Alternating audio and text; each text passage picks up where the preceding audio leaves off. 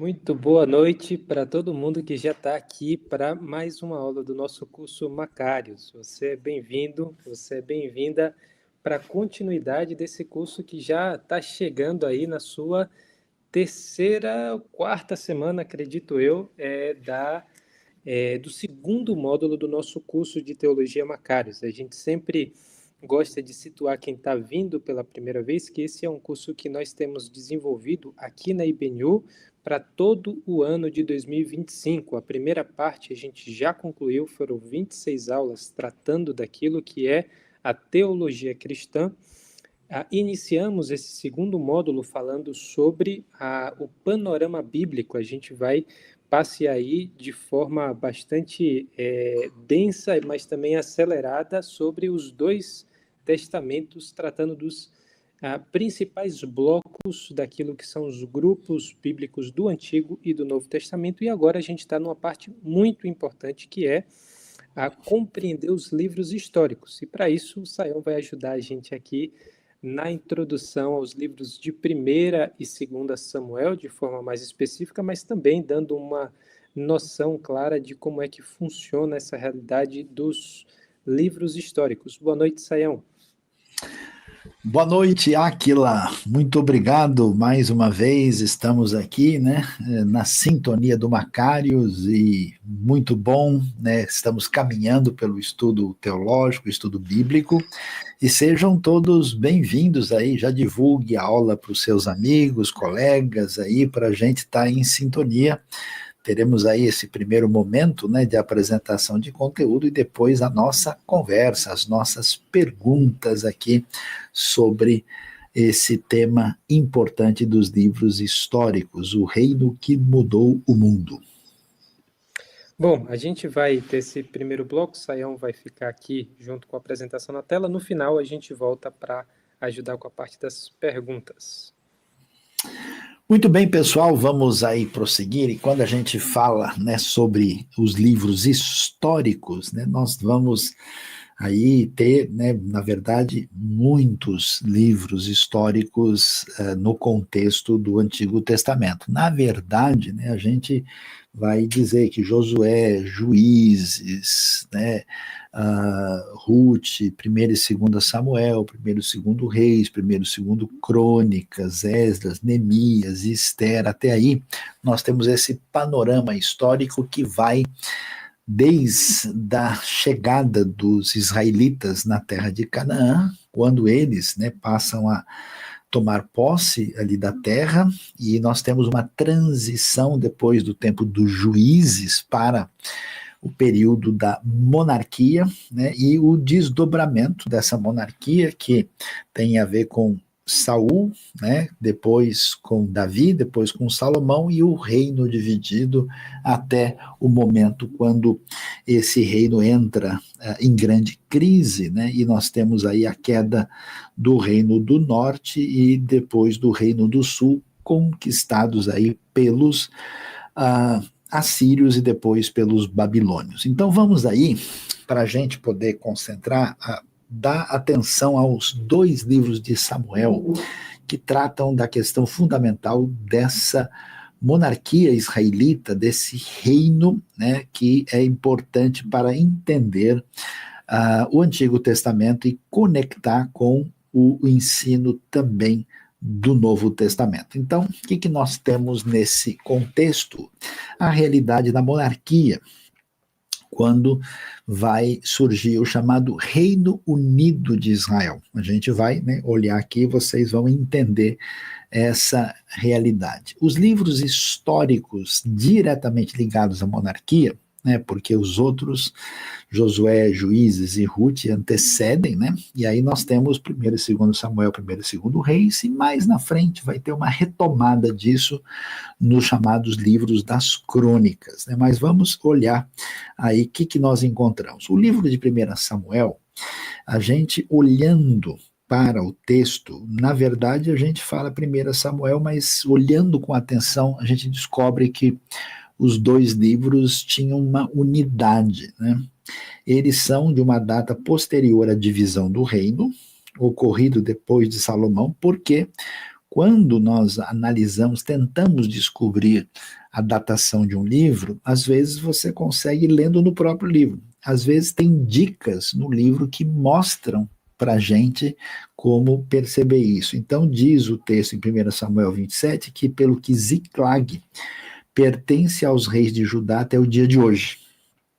Quando fala em reis de Judá, a gente então percebe que a redação está acontecendo quando o reino já foi dividido, né? E tem outras referências que separam Judá e Israel, e quando nós lemos os livros, aí não existe nenhuma menção à queda de Samaria, que acontece em 722. Então, os dois livros são colocados nesse período entre 930 e 722 antes de Cristo, conforme a gente pode observar aí. Aí, prosseguindo nossa aula, então, olhando para a narrativa que nós temos em 1 Samuel, o período total ali é de cerca de 140 anos, né? Começa ali com o nascimento de Samuel, vai terminar com a morte de Saul. A gente vai ver que Israel estava debaixo do governo dos juízes e tinha entrado numa decadência moral e política, e enfrentavam o terrível poder dos filisteus, que eram militarmente mais fortes do que os israelitas, né? Havia um templo, um santuário, na verdade, em Siló, antes de ser construído o templo em Jerusalém, que tinha sido profanado. O sacerdócio estava corrompido, ou seja, a coisa estava muito difícil, né? Isso é uma coisa muito nítida na Bíblia, é mostrar, vamos dizer, a situação complicada do cenário que nós vemos muitas vezes na realidade humana. Em meio a essa confusão, né, toda essa situação difícil, vai surgir a figura de Samuel, que tem um destaque especial no livro.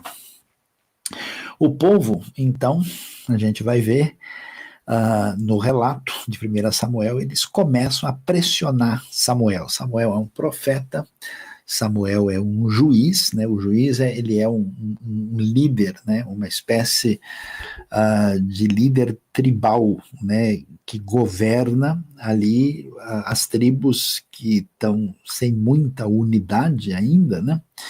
E eles então pressionam porque eles querem um rei. E é interessante que a maneira, só para a gente perceber o tamanho dessa dificuldade, porque os israelitas tinham percebido como é que era ser rei nas nações à sua volta. Eles tinham experimentado a realidade lá do faraó do Egito, eles conheciam os reis das nações e eles parece, né, que deu um apagão na turma, assim, porque eles falaram, a gente quer rei porque as outras nações também têm rei. Então virou uma loucura, né? Aí Samuel acaba cedendo e Saul vai ser escolhido para ser o primeiro rei de Israel. Mas o que acontece? Saul é descrito como uma pessoa que parece promissor, ele é altão, né? Ele parece ser um grande guerreiro, ele olhando assim para a aparência, né? Parece que Saul vai dar muito certo.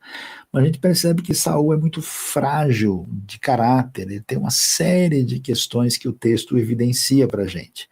E ele termina rejeitando a palavra de Deus, né? O texto de 1 Samuel 15 vai deixar isso claro, ele acaba sendo rejeitado. E aí, no relato de 1 Samuel, você vai vendo como Saul vai se tornando uma figura trágica, ele está cheio de medo, de ciúme, né? Inclusive sob uma influência maligna, e ele entra em decadência, e aí, como no texto vai surgindo vamos dizer, a projeção crescente de Davi, né, que é o pastorzinho belemita, filho de Jessé, que Deus escolhe contra toda aparência para ser o rei futuro, Davi acaba sendo perseguido por Saul cheio de ciúme, né, e de inveja. E aí ele vai perseguir através dos desertos, das regiões montanhosas do reino, e Davi então começa a crescer até se tornar o rei de Israel. Então, olhando para o primeiro livro de Samuel, você pode ter uma ideia aí, né, Do capítulo 1 até o 7, você vai ver a nação sob liderança de Samuel, né? Samuel, claro, né, o Samuel ele é o líder na prática. Até quando você lê a história de Saul, você vai ver que Samuel tem mais força sobre o povo do que o próprio rei Saul, né? O reinado de Saul, propriamente dito, vai do 8 até o 15, e a partir do 16, Saul entra em declínio. E a gente vai ver, né, até o final do primeiro livro de Samuel, até o capítulo 31, quando Saul morre, né, ele, naquela famosa batalha do Monte Gilboa contra os filisteus, ele e o filho dele, Jonatas, acabam ali morrendo, e isso vai até o final do livro, e nesse período Davi vai crescendo e acontece uma ascensão de Davi durante esse contexto todo, né? E aí a gente entra no segundo livro de Samuel. A gente já vai discutir as questões teológicas, vai interagir com outros elementos aqui, e vocês preparem, né? Daqui a pouco aí vem o momento das perguntas, das questões e da interação. A gente entra em 2 Samuel, que é, na verdade, uma continuação. O livro vai falar, então, dessa ascendência de Davi. Como Davi ganha destaque, Davi vai subir ao trono e vai ter início o seu reinado. Como nós vimos, né, começa ali nessa transição quando acontece a morte de Saul e de Jonatas na batalha do Monte Gilboa.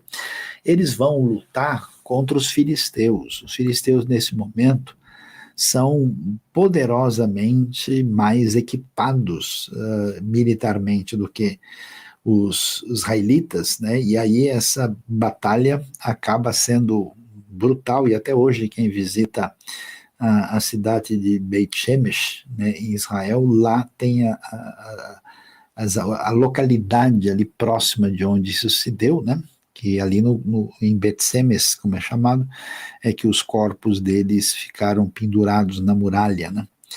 Davi, então, nesse contexto, vai ser ungido rei de Judá, que é a sua tribo. Lembrem-se de que os israelitas são divididos em tribos. No sul, a tribo mais forte é Judá, no norte é Manassés e Efraim, e eles nunca tiveram muita conexão e ligação, né? Sempre houve ali uma espécie de distanciamento. O livro de Juízes mostra que eles só se uniam quando eram atacados, né, por um inimigo comum. E aqui, então, a gente vai ver essa situação difícil de Davi, porque ele é rei de Judá, e aí como é que vai ficar a situação diante do reino? O próprio Saul não conseguiu, né? Saul da tribo de Benjamim, e acontece uma coisa complicada, existe uma luta pelo poder, né, na casa de Saul, entre Isbosete, filho dele, e Abner, chefe dos exércitos. Tem uma série de conflitos no começo do livro, e os conflitos vão cessar, né, e embora aí, né, a rebelião tenha sido sufocada, o relato vai descrever os 7 anos e meio anteriores à unificação do reino por Davi. Olha só o detalhe do texto, aí no capítulo 3, verso 1, que diz: houve uma longa guerra entre a casa de Saul e a casa de Davi, mas Davi se ia fortalecendo, mas os da casa de Saul se iam enfraquecendo. Quer dizer, a herança de Saul perde força, né? Jonatas morreu na batalha, ele não tem muito desdobramento do que ficou, Davi cresce e a sua situação de reinado se estabelece. Davi unifica a vida religiosa e política da nação, vai ser algo muito importante. Davi, então, vai conseguir fazer um negócio muito difícil nesse momento, né? Não existe nenhuma potência ameaçadora no Oriente Médio nessa época. A terra de Israel sempre foi um espaço muito cobiçado, porque, do ponto de vista geopolítico, ela é muito importante. Quem domina a região tem muita vantagem naquele contexto do cenário do Oriente Próximo. E Davi vai conseguir derrotar os inimigos de Israel e vai iniciar um período de estabilidade e prosperidade, né? A instabilidade da época de Saul passa, Mas, com essa situação favorecedora, com as suas vitórias, é algo curioso, né, que o texto mostra para a gente, e apesar de Deus ter sido bondoso, fazer aliança com ele, que a gente já vai mencionar aqui, ele cai em pecado com Batseba e causa a morte de Urias, que é um soldado estrangeiro, hitita, que trabalha, que luta no exército de Israel, e Davi facilita ali a sua morte e fica com a sua esposa, com quem ele tinha cometido pecado. Apesar do seu arrependimento, as consequências do pecado são claras, né? Agora não se apartará a espada jamais da tua casa, e acontece todo esse desdobramento no relato do texto. E aí o que a gente vê? Uma série de turbulências ligadas à família de Davi. Absalão, filho de Davi, depois de longa separação do pai, vai instigar uma rebelião, né, contra o próprio rei Davi, né? Davi acaba fugindo de Jerusalém, e Absalão, nessa atitude totalmente desvairada, acaba morrendo de um modo trágico, né? Vocês lembram lá que ele acaba ficando com os cabelos pendurados na árvore lá, e ele era cabeludo, e acaba morrendo de maneira terrível, né? E acaba havendo um conflito entre Israel e Judá a respeito da volta do rei Davi para Jerusalém. No final das contas, apesar disso, o texto vai mostrar que, não por causa de Davi, mas apesar dele, a mão de Deus dirige a história de Israel, e Davi, apesar de tantos erros, é um indivíduo que, nos momentos cruciais da vida, mostrou arrependimento, né? E o livro de 2 Samuel vai terminar com 2 belos poemas, uma lista dos valentes de Davi e mostrando o outro pecado de Davi, que a gente geralmente não lembra muito, que era de fazer o recenseamento dos homens de guerra de Israel, né? A gente ouve isso e fala, mas qual é o problema de fazer um recenseamento? Isso significa ter controle maior sobre as pessoas, cobrar mais impostos, medir o tamanho da sua força militar, tem todo um desdobramento, né, maior de autoengrandecimento, e por isso Davi é censurado por Deus. Ele vai se arrepender e vai comprar uma área na parte elevada da colina, que ficava acima da cidade de Davi, ali, que vai ser a Eira de Araúna, um jebuseu, e ali ele vai apresentar ofertas ao Senhor naquele altar que ele constrói, e então ele é perdoado, Jerusalém é poupada, e ali vai ser o lugar que mais tarde vai ser construído o templo do Senhor. Prosseguindo, então, a gente pode olhar um resumo do segundo livro de Samuel, né? Você vê, no início, né, aparece todos os triunfos do rei Davi, tudo que Davi consegue, constrói, se desenvolve, as suas vitórias, vai até o capítulo 10. Depois, no capítulo 11, especificamente, você tem o relato do pecado de Davi, com Batseba, né, e Urias, e a partir do capítulo 12 a gente vê os problemas que vão atingir a casa de Davi como resultado disso, e aí quando ele tem a visita do profeta Natã e o julgamento de Deus que atinge especialmente a sua casa. Depois, no capítulo 13 até o 24, todos os problemas que se desenvolvem no reino de Davi, todas os seus desafios até o desfecho aí no capítulo 24, antes de iniciar o primeiro livro dos reis. Então, a gente vê. Então, para a gente poder ter uma ideia assim, vamos dizer, histórica melhor, né, para vocês poderem olhar, falamos do período histórico, então a gente sabe os 3 primeiros reis, né, Saul, Davi e Salomão. Mas depois de Salomão, o reino vai ser dividido. E quando o reino vai ser dividido, ele vai ter no reino do norte, um reino de muita apostasia e afastamento da aliança que Deus tinha com o povo. E aí você tem desde a época do Jeroboão, no ano 931, passando pelos reis Nadab, Baasa, Elá, Zinri, Tibni e Onri, o rei Acabe, que a gente conhece mais, Acasias, Jorão, Jeú, Jeoacás, Jeoás, Jeroboão II, Zacarias, Salum, Menahem, Pecaías, Peca e Oséias. Esses são os reis do Reino do Norte, que durou um pouco mais de 200 anos. A capital era Samaria e terminou conquistada pelos assírios. Enquanto isso, no Reino do Sul, né, com a capital em Jerusalém, e a gente vai entender, né, o que aconteceu no tempo de Davi, eles conseguiram uma unificação do norte com o sul. Depois essa unificação não conseguiu manter a mesma força. E aí a gente tem, então, o reino de Judá começando com o Roboão, que era filho do Salomão. E aí passa por Abias, Asa, Josafá, Jeorão, Acasias, a rainha Talia, Joás, Amazias, né?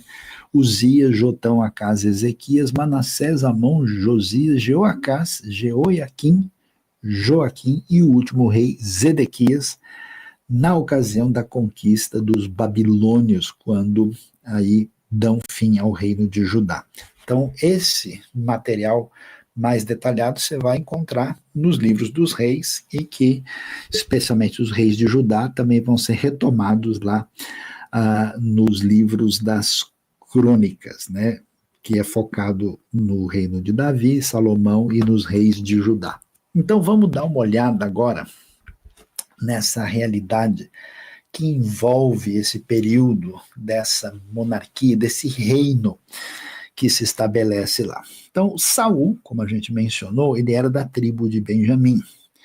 Foi escolhido pelo povo com base no olhar humano, naquilo que ele parecia prometer.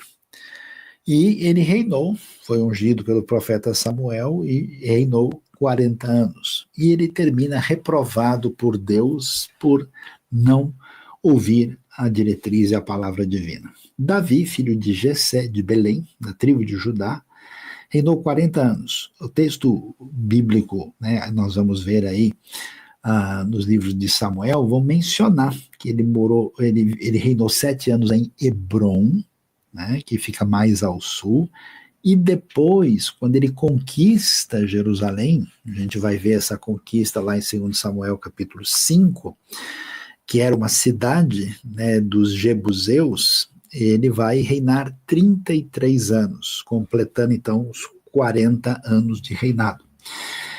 Apesar das suas falhas, Davi é descrito como alguém temente a Deus, né? Alguém que se arrependeu profundamente dos seus erros e pecados.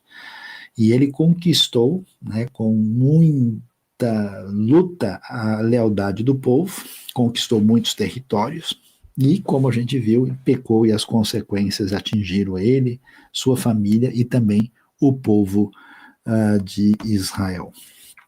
E aqui a gente tem um contraste para você ver, né, a diferença, né, que acontece. Saul, é interessante, ele falha na luta contra os amalequitas, que era uma ameaça séria a Israel e que deveriam ter o juízo divino.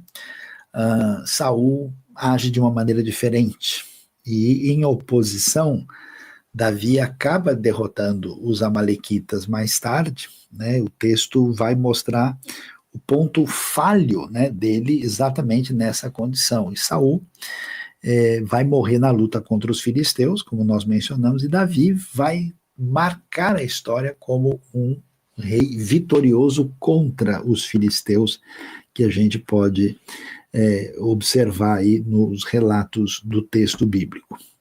E aí a gente pode dar uma olhada na família de Davi. É importante isso, sabe por quê? Porque tem gente hoje com umas ideias, não, Davi, eu vi esses dias alguém comentando, não, Davi, ele era um filho, vamos dizer, ilegítimo, né? Ele não era filho de Jessé, e lendo alguns textos bíblicos de maneira inadequada, chegam à conclusão totalmente fora do lugar, né?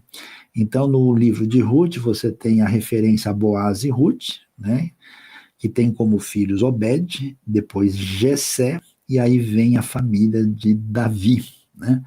E a família de Davi, então você vê que a Ruth é bisavó de Davi, né? E aí a gente então tem os filhos, né? Eliabe, Abinadab, Samá, Natanael, Radai, Ozen, Zeruia, Davi, depois aparece Abigail, né? No total, 8 homens e mais Abigail, e Davi aparece como filho caçula, o que é uma surpresa, né? Porque naquele mundo antigo de protagonismo dos filhos mais velhos, do primogênito, Davi, nessa condição, vai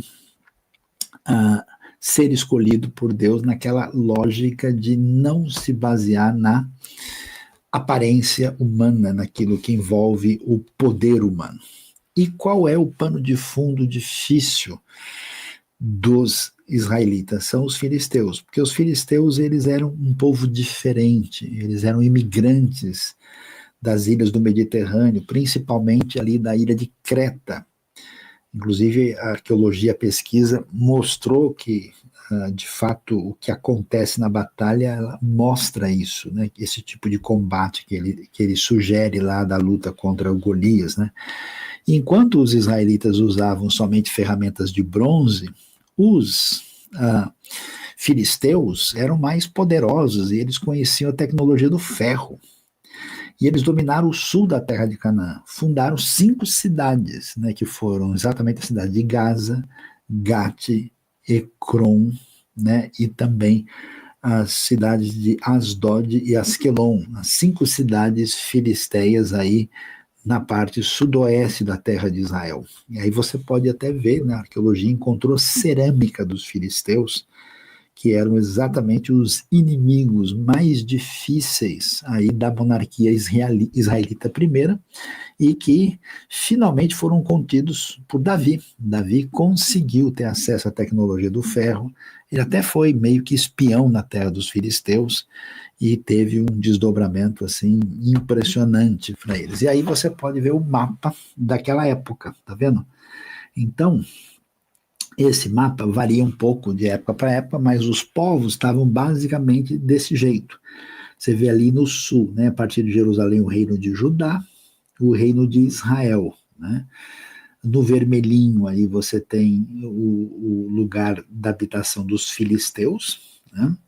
Do outro lado do Rio Jordão e mais ao sul, você tem, né, historicamente, lá ao sul, o reino de Edom, né, com a famosa cidade de Petra, e a terra dos Moabitas, depois dos Amonitas, né, também mais para o centro da região, e ao norte o reino dos Arameus. O reino Aram também é o mesmo lugar da Síria, né, dos sírios, e lá em cima aparece outra realidade.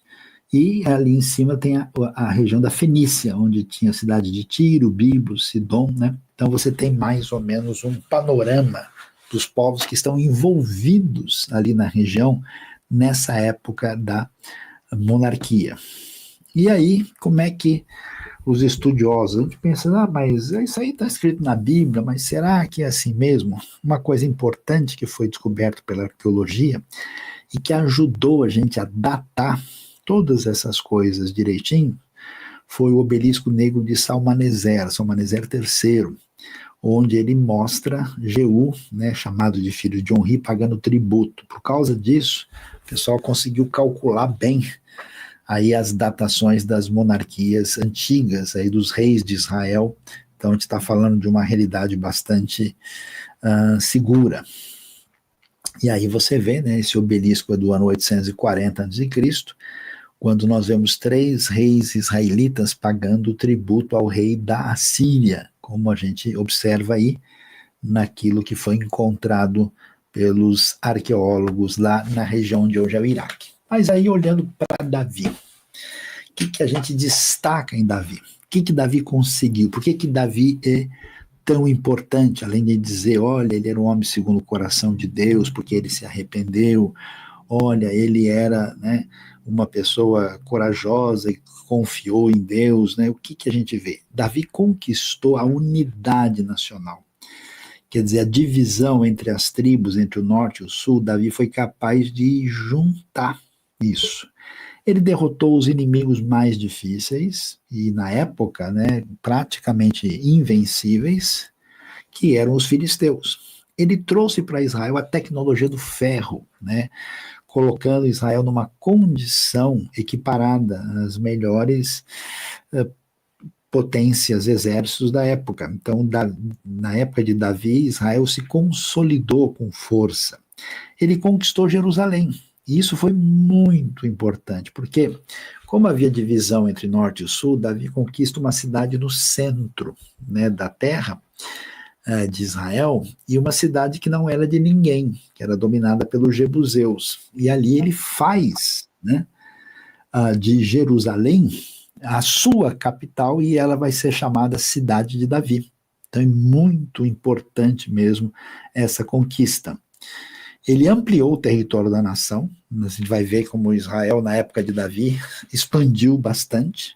Ele venceu todos os inimigos de Israel, e a partir disso se consolida uma era de paz que vai ser herdada pelo seu filho Salomão. E a sociedade de Israel passa a ser modificada. Lembra, os israelitas antigamente, eles eram o quê? Pastores, nômades que cuidavam de cabras e ovelhas, e agora eles estão habitando na terra, passam a ter cidades maiores, então a sociedade vai se tornar mais urbana e mais militar depois da época de Davi, com essa mudança histórica. E nisso tudo, olha que coisa interessante. Nesse processo, com todos os erros e acertos, equívocos, problemas, esse realismo bíblico apresentado, Deus aparece no cenário. E quando Deus aparece é muito interessante. Aí a gente vai começar a ver essa história do reino que mudou o mundo. Porque Davi começa a ficar preocupado, dizendo, puxa, eu estou aqui vivendo bem, eu estou morando aqui no palácio, e a tenda, né, simples que está lá em Siló é que está guardando a arca da aliança de Deus. Isso não está certo, eu preciso fazer uma casa para Deus. Então Deus manda a sua resposta para Davi, dizendo o seguinte, olha, você está interessado em fazer uma casa para mim? Eu não preciso exatamente de casa. E eu nem quero que você faça, porque você é um rei muito guerreiro, suas mãos estão manchadas de tanto sangue, Deus não queria associar o sagrado à violência. E aí Deus diz, o seu filho vai fazer isso, né? Porque o seu filho vai ser chamado Shlomo, que tem a ver com shalom, com paz, numa época diferente. E aí Deus então diz, e então vou fazer o seguinte, eu vou fazer uma casa para você. E aí Deus faz uma aliança com Davi, né, essa parceria, dizendo, olha, por incrível que pareça, a monarquia começa como uma atitude de rebeldia, de desobediência, de oposição a Deus. Queremos um rei porque os outros povos têm rei. Pois é, agora Deus entra no meio da monarquia para trazer redenção para a monarquia. E aí ele vai, né, vamos dizer, no bom sentido da palavra, sequestrar o propósito perverso da monarquia inicial e vai fazer dessa monarquia, nela, uma aliança unilateral, dizendo para Davi, eu garanto de que não vai faltar descendente no trono de Davi. E aí nasce nessa aliança uma promessa dizendo, o problema do mundo é a falta do governo do mundo debaixo da vontade de Deus. E esse mundo se perdeu. Deus age na história de Israel, num projeto de redenção através da história israelita, e quando ele, vamos dizer, traz um novo enfoque para a monarquia israelita, ele diz, aqui começa um processo quando o reino será trazido de volta para aquilo que envolve a vontade divina. Então começa a nascer o embrião daquilo que vai ser o Messias. A palavra Messias é Mashiach, ungido. Por isso, Jesus, no Novo Testamento, vai ser chamado de o filho de Davi, aquele que é descendente dessa aliança, né, dessa genealogia que tem a ver com a esperança messiânica que vai se cumprir a partir dessa aliança. como é que isso era percebido lá nos tempos mesmo do próprio Davi, na época em que tudo isso foi apresentado da parte de Deus. Deus, segundo a aliança, ele escolheu Davi como seu representante na terra. Assim, Davi foi chamado de servo do Senhor. Em que sentido? Que ele é um membro da administração do grande rei. Por isso, o próprio Senhor ungiu Davi, o adotou e o chama de filho, no sentido de alguém que governa em seu nome. Por meio dele, Deus tornou seu povo seguro na terra prometida e subjugou todos os outros poderes. Além disso, Deus, compromete-se a preservar essa dinastia davídica que se desdobrará na vinda do Messias. Então, quando a gente olha isso, a coisa vai ficando mais nítida e mais clara.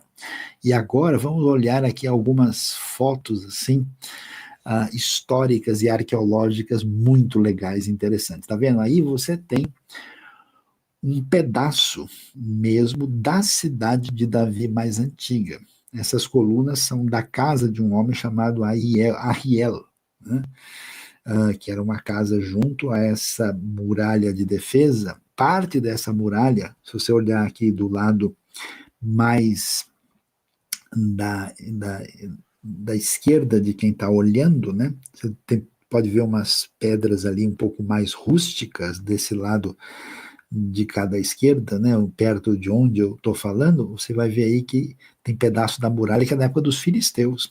Foi por meio por esse caminho vindo de baixo do vale é que as tropas de Davi conseguem conquistar a cidade, e aí você tem essa estrutura de pedra, e na parte mais elevada, eles vão descobrir uma coisa interessante que alguns arqueólogos têm chamado de Palácio de Davi. A parte mais antiga da cidade, cerca de 3.000 anos atrás. Nós não temos uma certeza absoluta, porque não tem nenhuma inscrição, nada, mas segundo a arqueóloga Eilat Mazar, tem chance grande de ser o Palácio de Davi mesmo, né? Aliás, esse ano vamos ter um congresso arqueológico aqui, com gente vindo de Israel, com arqueólogos, e esse congresso vai falar sobre aquilo que nós temos desde a época de Davi.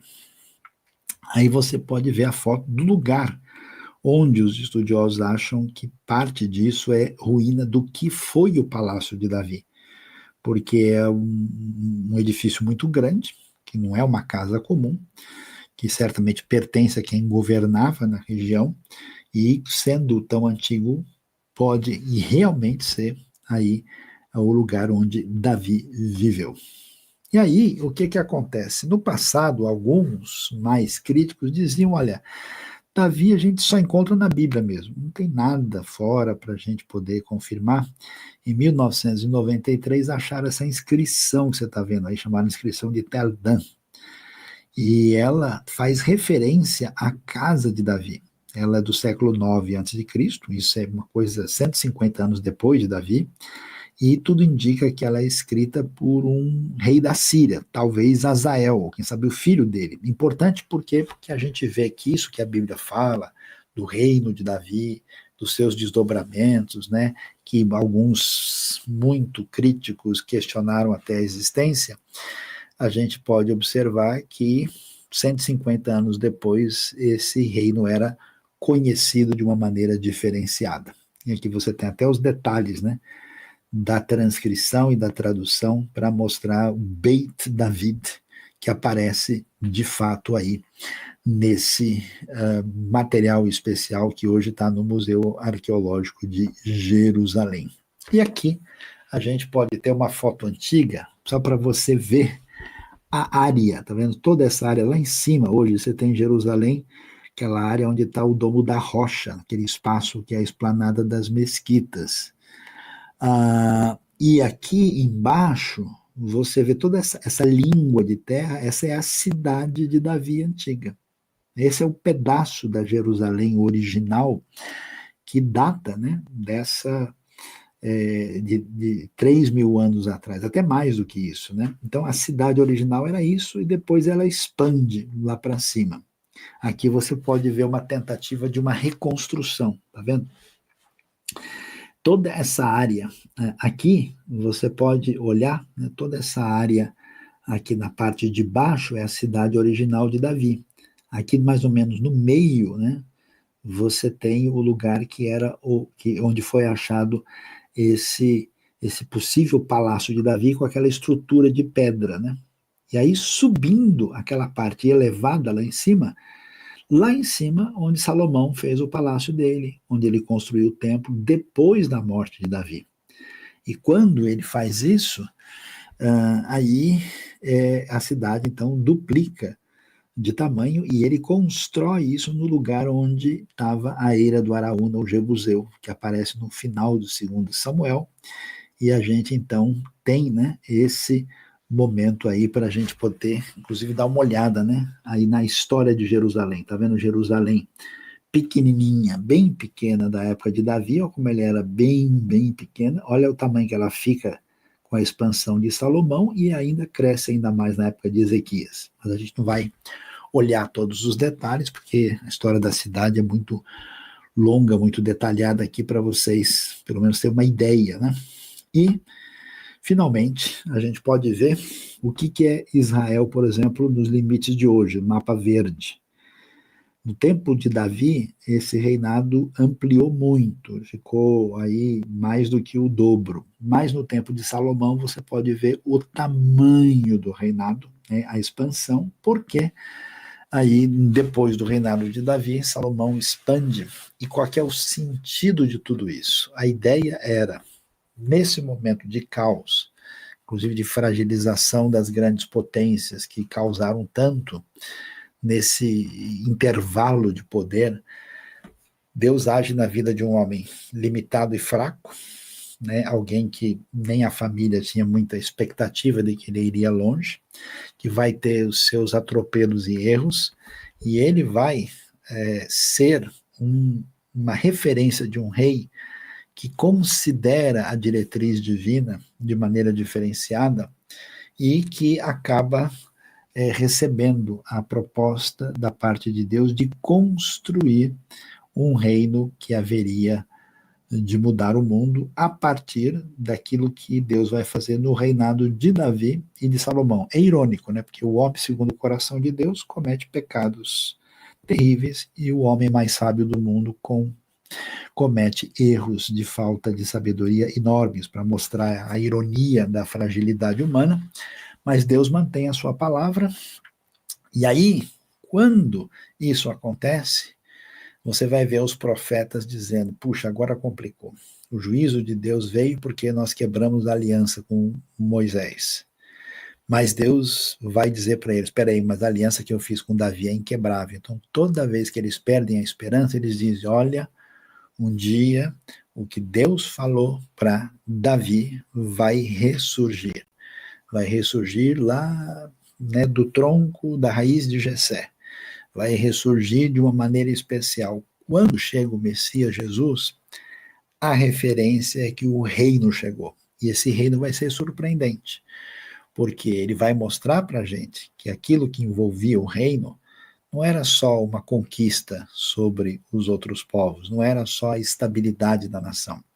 É um reino no sentido mais profundo que muda a pessoa primeiro, faz com que a pessoa se torne súdito do rei Jesus e comece a construir um reino de mudanças significativas na sua vida, até que chegue o dia que nós vamos ter, de fato, o reino final, o reino vencedor de Cristo Jesus, cumprindo plenamente aquilo que envolve, né, aquilo que está presente nessa aliança e nas promessas que são feitas ao rei Davi. Então a gente conclui o quê? É importante conhecer com atenção a história, o texto e até a geografia das escrituras sagradas. É importante perceber qual é o seu ensino fundamental e é importante conectar, né, as partes aí de uma maneira significativa para que quando a gente chega no Novo Testamento a gente tenha a sintonia, a conexão bíblica e teológica para entender o texto bíblico nessa harmonia especial, e isso é muito significativo quando a gente entende que Jesus é o filho de Davi. Então a gente termina aqui essa primeira parte da nossa aula de exposição, de apresentação de conteúdo, e a gente vai chamar aqui o nosso professor Áquila para conversar com a turma, porque Áquila, eu acho que a turma está animada aqui. Tem bastante gente escrevendo um monte de coisa para a nossa conversa de hoje à noite. Com certeza, temos muitas perguntas interessantes e eu acho que vale a pena começar pelo começo. O primeiro rei em Israel. Por que dizemos que Saul foi escolhido pelo povo e não por Deus? 1 Samuel 10:24 diz que o profeta Samuel diz: vocês veem o homem que o Senhor escolheu? Pergunta muito boa da Ana Marguerita, né?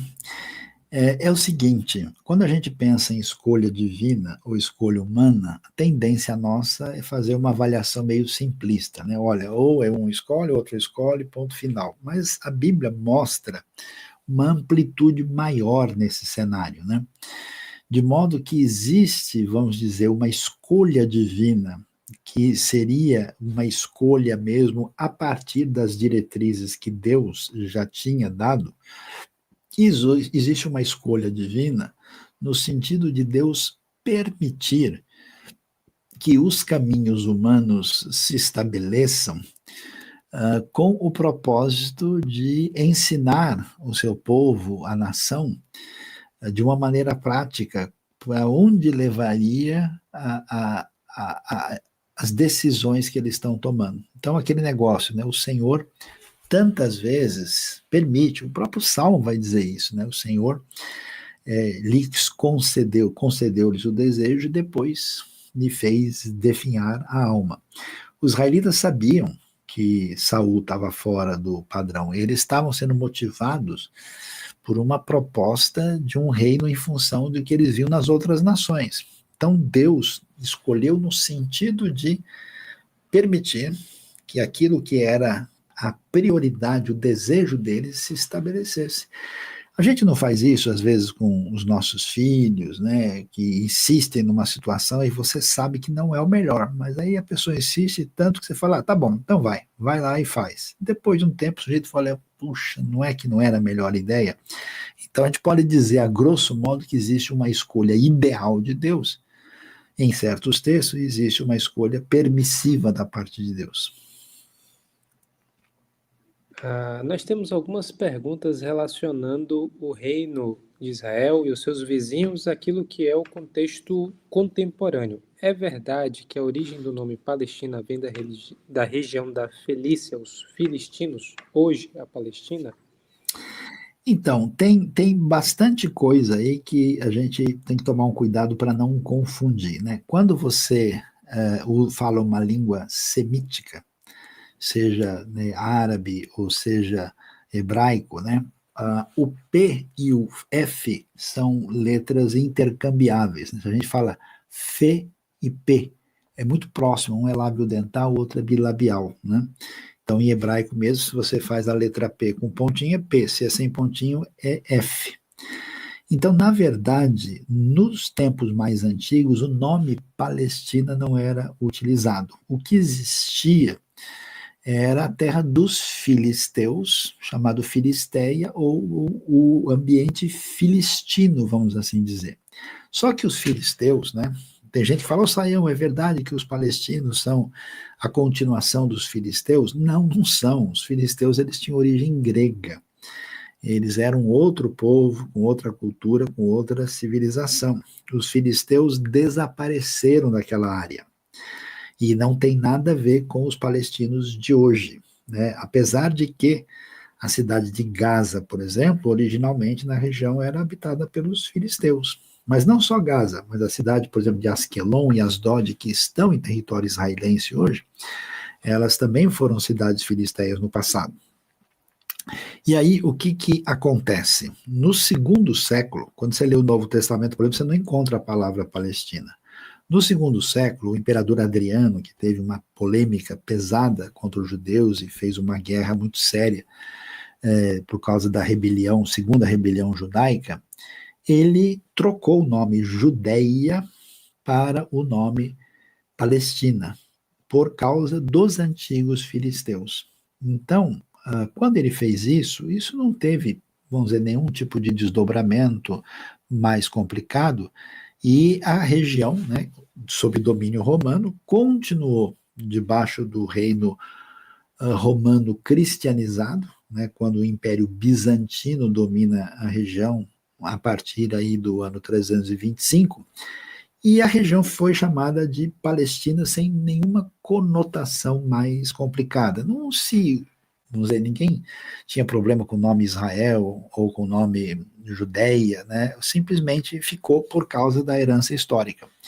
E isso atravessou o período romano, o período bizantino, o período árabe, o período cruzado, o segundo período árabe, depois o período turco-otomano, e chegou até a época britânica, que era chamado Mandato Britânico da Palestina.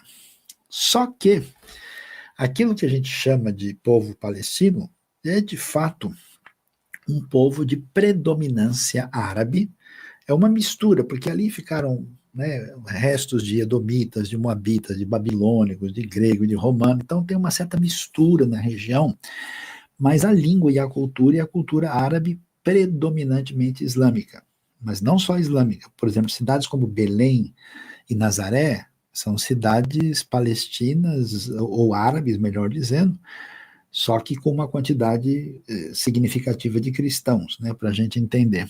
E aí, quando surgiu o conflito árabe-israelense, e esse conflito é, né, uma realidade que tomou força, infelizmente, no século XX, aí esses conflitos acabaram dividindo aquilo que foi a tentativa de construir dois estados, um estado árabe e um estado judeu. A partir de 1973 é que houve, a partir especialmente da liderança do Yasser Arafat, a tentativa de estabelecer uma unidade entre esses árabes, chamando-os de palestinos, por causa do nome histórico, que com certeza não é um nome preferível entre os judeus, né? E os judeus reforçaram o nome bíblico Israel, e os árabes reforçaram o termo palestino. Mas, primeiro, os palestinos não têm nada a ver com os antigos filisteus, né? Os palestinos são um grupo de cultura árabe predominantemente muçulmana, e o que a gente deve desejar, né, é que, independentemente de nomenclaturas e os usos que isso venha a ter, que haja uma paz na região e que judeus e palestinos e outras minorias venham acertar os caminhos lá e tenha dois estados e que cessem todas as coisas que não contribuem para a paz na região. A Marlene faz a seguinte pergunta: foi um período de transição da teocracia para uma espécie de monarquia, mas a boa e poderosa mão de Deus guiou o seu povo, mesmo entre altos e baixos. Como seria essa narrativa sem um monarca? Imagino que se não houvesse o estabelecimento de uma monarquia, aí continuasse a teocracia. Então, Marlene, é uma questão assim difícil, né? Até os estudiosos do Antigo Testamento, eles falam assim, olha, tem textos no Antigo Testamento que tem muito disso na Bíblia, uma dualidade complementar, né? Que mostram uma crítica à monarquia, e outros que parecem mostrar a monarquia de uma maneira favorável. Então, quando você lê Juízes, por exemplo, parte final de Juízes, capítulo 17 a 21, 4 vezes você encontra a seguinte frase: naquele tempo não havia rei em Israel, cada um fazia o que bem parecia aos seus próprios olhos. Então, assim, essa teocracia, entre aspas, sem monarquia, não é assim grande coisa, não, né?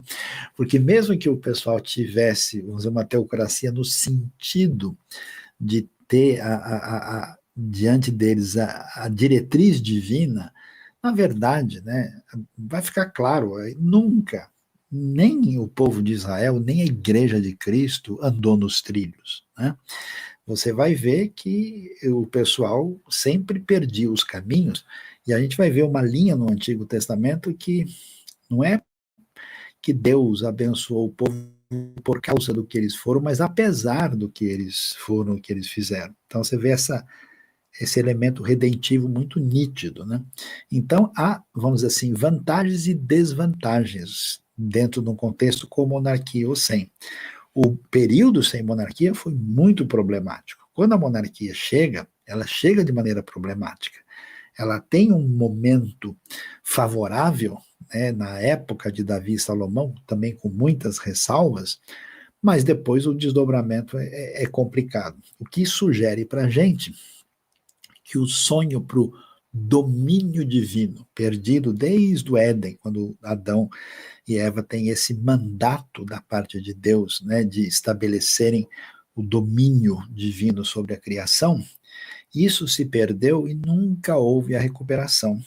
Através da vinda de Cristo Jesus, do reino no coração e da proposta da implantação do reino até o seu desfecho, é que a gente vai ver, vamos dizer, uma verdadeira teocracia funcionando a partir do coração humano redimido e com o desfecho do reino de Deus na sua plenitude. A Elaine faz uma pergunta interessante. Boa noite. Por favor, quem é da linhagem de Davi? Maria ou José ou Maria e José? Isso também é uma pergunta interessante, Samuel, porque a gente lê a genealogia em Mateus e aí compara com a genealogia em Lucas e vê que às vezes tem informações diferentes ali, né? Como é que a gente pode entender que Jesus é descendente de Davi? Então, quando a gente lê Mateus, Mateus quer reforçar muito isso, né, que Jesus é da linhagem de Davi, né, e ele constrói a genealogia diretamente por José. E aí a pessoa vai dizer, mas José não é pai de Jesus geneticamente, sim, mas ele é pai legal de Jesus, né? Quando a gente olha para Lucas, em Lucas que surge mais fortemente a questão, porque tem aquela realidade de que Maria tem um parentesco, né, com Isabel, que está dito ali que ela tem origem, né, não judaíta. As indicações é que ela tem ligação com uma tribo sacerdotal, né, que levita. Então a coisa fica confusa. Então ó, Jesus na verdade não tem nenhuma conexão com a tribo de Judá. Então não é bem o caso, porque as indicações é que Maria, claro, tem pai e mãe. E por um lado ela tem um parentesco que envolve a tribo de Levi, e por outro lado ela tem um parentesco judaíta. Então Maria mais provavelmente tem as duas realidades. José claramente é descrito como da tribo de Judá, e isso fica mais nítido porque eles vão fazer, no recenseamento, eles têm que ir para o ambiente que tem a ver com a origem da família deles. Por isso eles vão para Belém de Judá. Caso não fosse isso nítido e predominante, eles teriam ido para uma outra situação, não teriam que sair da Galiléia de Nazaré para chegar até Belém, mais ao sul, ainda mais na condição que Maria se encontrava. A pergunta da Fernanda: quando Roboão assume o trono e tudo começa a dar errado, seria esse um momento de juízo de Deus para o povo, por sua vez idólatras, etc., e depois nunca mais prosperaram até os dias atuais? Então, quando Roboão começa a fazer, né, dar tudo errado no reinado, é claro que o povo teve pecados de idolatria, o povo teve uma série de equívocos e erros, mas é interessante olhar, né, porque isso você vai ler com atenção, primeiro livro dos reis, né, na divisão, quando aparece no capítulo 12. Aí o que você vê? Duas coisas muito curiosas. Não é só idolatria e pecados na área religiosa ou sexual ou de violência que são destacados. O problema sério surge, e a ironia é forte, com os desdobramentos da administração de Salomão. Salomão permitiu um problema social muito forte em Israel, né? Ele criou assim uma classe que foi chamada de corveia, né? Gente que trabalhava ali na condição de trabalhos forçados, e houve uma desigualdade social muito acentuada pela maneira como ele fez isso, e a gente vê que o povo estava muito insatisfeito, foi difícil. Então, Salomão, para vocês terem uma ideia, o templo do Senhor e o palácio de Salomão, Salomão tem o palácio 4 vezes maior. Então ele entrou nessa, digamos, pegada dos reis estrangeiros. A gente fala, poxa, Salomão tinha tantas mulheres, mas isso não é por, assim, intenções puramente carnais, né? É porque ele queria ser um grande monarca, como os reis da antiguidade, ganhava a princesa de presente do Egito, casava com mulheres. Então, assim, a dimensão foi muito complicada, e isso trouxe um desdobramento sério para o povo. Quando o Roboão entra, ele comete o erro sério de não conversar com gente mais experiente, ouvir os amigos dele, que falaram, ó, se o pessoal reclamar, você bate mais ainda. Pode falar que, né, que o seu pai não fez nada, você que vai pegar pesado. E aí ele não conseguiu ter o apoio, até porque ele é do sul, ele é judaíta, e as tribos do norte estavam reunidas lá, mas nunca essa união foi completa. E aí foi a falta de sabedoria, a insensibilidade para a condição do povo que causaram toda essa confusão. E aí o Jeroboão, primeiro, que tinha fugido para o Egito, né, ele era um militar da época do Salomão, ele era filho de Nebate, ele que conseguiu retornar, ele teve o campo aberto, né, e tentou fazer um mundo paralelo, inclusive o um mundo religioso, e conseguiu fazer isso. Então, qual que é a lição para a gente? As pessoas mais sábias, mais abençoadas, se não tiverem sensibilidade, a palavra divina e a sabedoria de Deus, elas podem fazer bobagens com desdobramentos complicados. Não são só erros de idolatria e outros que são contabilizados no texto. Bom, já que você falou de Salomão, temos uma pergunta que não é exatamente sobre 1º ou 2 Samuel, mas tem a ver com questões de sabedoria também. O que difere a ética da justiça? Uma pessoa ética necessariamente é justa?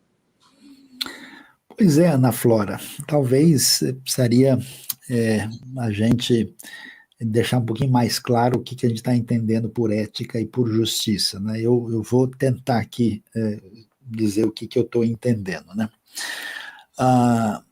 Quando a gente pensa em justiça, do que a gente está falando, né? A gente está falando de alguém que faz uma coisa que é correta ou faz uma coisa que está prevista na justiça. A gente sabe, por exemplo, que a justiça de um povo, de um país, ela nem sempre é correta, né?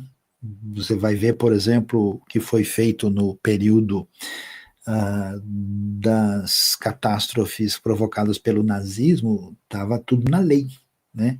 Atrocidades feitas na época de Stalin estavam na lei, né? Então, assim, obedecer à lei é sempre correto?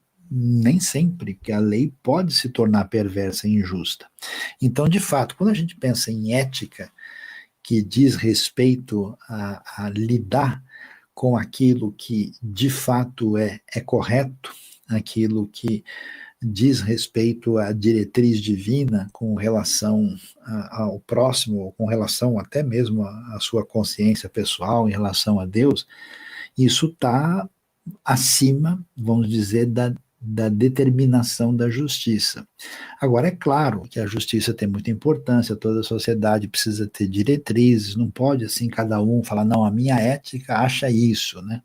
Mas a gente precisa ver que as sociedades, a Bíblia mostra aí que elas se corrompem, elas podem entrar por caminhos inadequados e podem surgir leis, pode surgir vamos dizer, determinações ditas legais que são imorais. E até quando a gente faz o bem, né? Por exemplo, você pode estar num ambiente.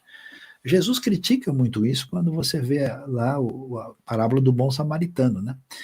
Você não tem obrigação de fazer o bem, né? Você não tem uma lei sobre você, vai lá e ajude o faminto.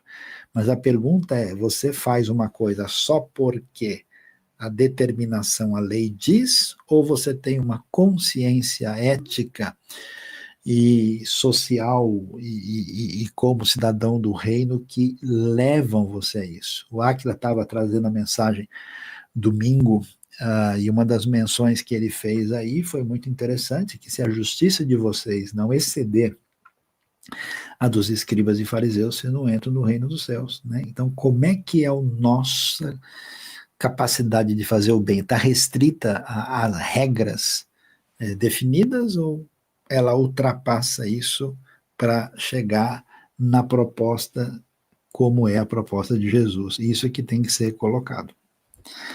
Por exemplo, a Judite também mencionou o aborto, por exemplo, é ético, o aborto pode ser permitido. Tem lugares do mundo que já dizem que você pode abortar até com 9 meses. Pode ser permitido, mas com certeza não é uma decisão eticamente correta. Só uma pergunta aqui mais de ordem técnica. Teve uma pessoa que falou que não estava conseguindo responder aos questionários da nossa plataforma. Vou até responder aqui. Encontrei, o Javan colocou.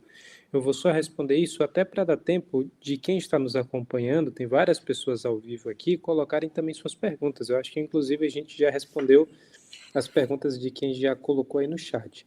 Bom, Javan, possivelmente quem está inscrito no curso e não conseguiu responder é porque apertou para concluir o curso ao fim do primeiro módulo. A gente trouxe essa observação aqui em aulas anteriores e a gente vai reforçar isso. Quando você termina o primeiro módulo, não clica para concluir o curso, porque a gente vai dar sequência do módulo 2 e 3 dentro do mesmo curso.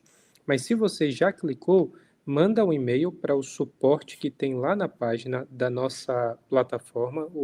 No rodapé da página você vai encontrar esse e-mail de suporte e aí a gente vai conseguir reverter esse processo e você vai voltar a acessar também os questionários, tá bom?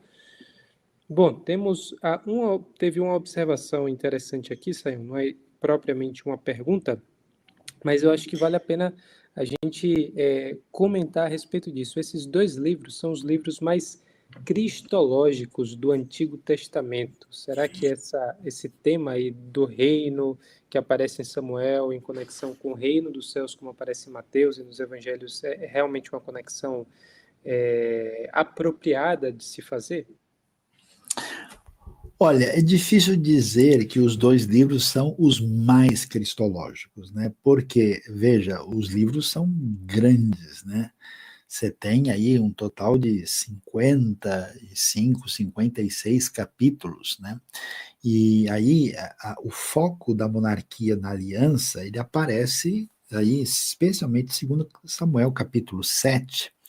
E vamos dizer assim, o livro, ele não entra no que a gente pode chamar de uma cristologia direta. O que acontece no Antigo Testamento é que você tem uma semente cristológica, você tem uma palavra que vai nessa direção. Alguns intérpretes acabam se equivocando quando eles querem olhar cada pedra do Antigo Testamento e achar o Gólgota e a cruz de Cristo lá forçando uma situação.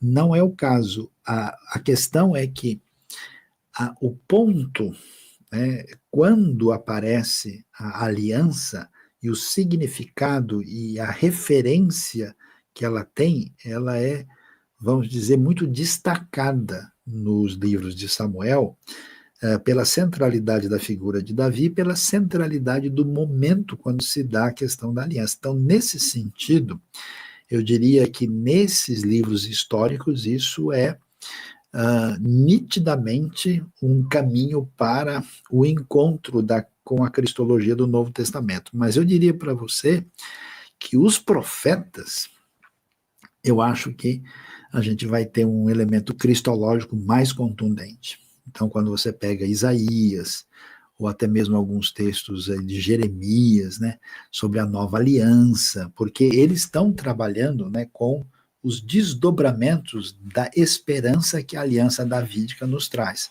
Então, se eu pudesse dizer qual que é o mais cristológico, eu diria, ó, acho que Isaías, com certeza, deve ser destacado até pelas referências que o próprio Novo Testamento apresenta.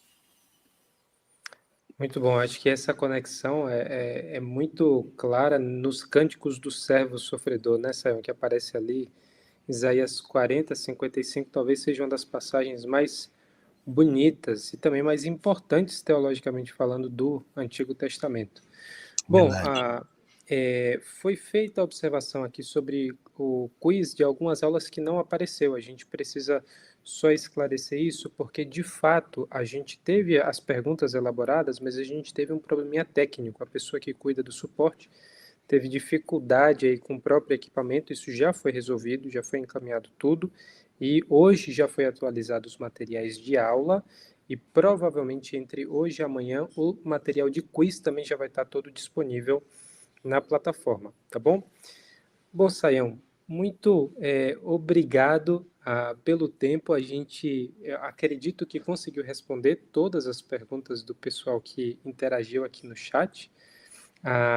Eu fico muito feliz assim de poder ouvir uma explicação sobre 1º e 2º Samuel de uma maneira equilibrada, clara, porque muitas vezes nos falta essa compreensão da história para a gente entender muito bem como é que a gente chega a todos esses temas importantes da nossa leitura no Novo Testamento, sobre essas questões do reino, sobre essas questões da descendência, por que é tão importante dizer que Jesus é descendente de Davi. Paulo começa a carta aos Romanos enfatizando isso, e nem sempre a gente tem essa clareza, né, de como a monarquia foi sendo construída. E aí eu estava me despedindo aqui e apareceu mais uma pergunta que eu acho que a gente pode colocar para aproveitar esses minutinhos finais e realmente ir caminhando depois para o fim. Mas diz assim o André Cunha: sabemos que o pecado fez separação entre Deus e o homem. Antes da queda, no seu parecer, quem se relaciona com Adão? O Deus Pai ou o Deus Filho? Então, quando a gente olha os textos bíblicos, alguns textos têm a intenção, né, de estabelecer para a gente com detalhes, né, elementos específicos dentro da proposta trinitariana das Escrituras, né? Mas, primeiro, no Antigo Testamento, essa perspectiva trinitariana, ela não está evidenciada. Você tem um conceito importante do que a gente chama de revelação progressiva. O que você vê é indícios de que na unidade da divindade existe algum tipo de pluralidade. Você tem lá, façamos o homem à nossa imagem, conforme a nossa semelhança, agora o homem se tornou um de nós. Você tem Isaías 6, quem há de ir por nós, mas não existe essa pormenorização cristológica. Então, tudo que a gente puder dizer, eu acho que foi o pai, eu acho que foi o filho, nunca vai passar de opinião. Você não tem nenhum texto que diga nem A, nem B, nem C.